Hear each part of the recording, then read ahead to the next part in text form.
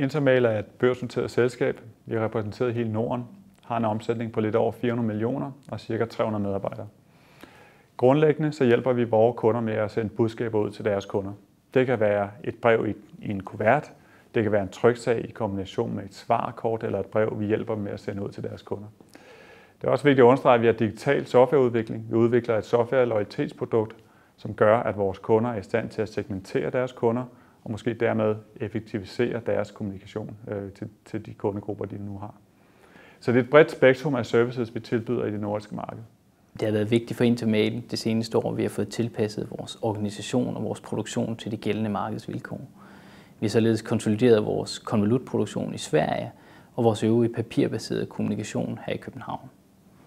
Foruden det så har vi investeret i vores digitale forretningsområde, så vi nu har de produkter, som markedet efterspørger.